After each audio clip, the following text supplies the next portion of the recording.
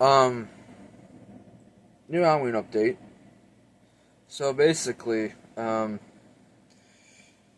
it's about the Halloween game, obviously. So they released a, what was it, gameplay trailer or whatever, going into the details on what the game's going to be about and stuff. So, first off, the model for Michael looks better than the Call of Duty model and the Dead by Daylight model. It looks like mixture between Halloween 6 to Halloween 1 because you can basically tell that it kind of looks like Halloween 6. Maybe Resurrection a little bit, but it'll be a lot like Friday the 13th, which is cool because I loved Friday the 13th and a lot of people like that game. So did I. So it'll be a lot like that. You can teleport as Michael, which it kind of claims the theory that Michael can teleport in this movie, how he like shows up everywhere without walking and shit. So I guess that's a theory proven, or Mythbuster, whatever you call it. Another thing is that I guess the story is gonna be like, well, basically you have to, when you're a victim, you have to help other people escape Michael. You can knock down Michael, but you'll get back up. You can't kill him, but you can call the cops, like how you did in, like how you could do in Friday the 13th, the game.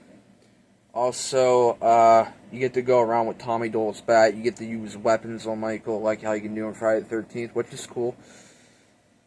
But I'm excited for it, and it comes out September 8th of 2026, which is a reasonable date because that's 1 month before October Halloween month.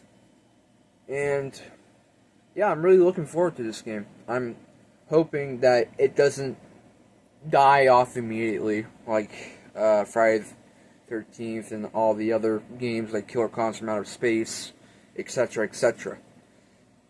But also, they have the, you know how the John Carpenter opening of Halloween, they have the pumpkin there. They literally recreated that, which is cool. So I'm wondering if that's the opening for the thing of the game.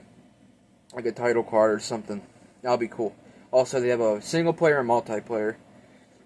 I'll probably play the single player first because I want to know, I want to see how, if there's actually a story. Because if there's actually a story, then that'll be cool, and then I can move on to the multiplayer. But the multiplayer will be a lot of fun, because you get to play with other people, like how you can do it Friday the 13th, blah, blah, blah, blah, blah. But this is really cool. In my opinion, this will be way better than Friday the 13th, Texas Chainsaw Massacre, Killer Clowns from Outer Space. What other games they ever made that were based off horror movies? But I'm really excited, and it'll be on Xbox, PlayStation, PC, and yeah, I'll probably end up getting this shit. I'll probably have a lot of fun playing that. But overall, this is what the update video was mainly about. Them talking, well, the guy explaining was the mechanics and stuff.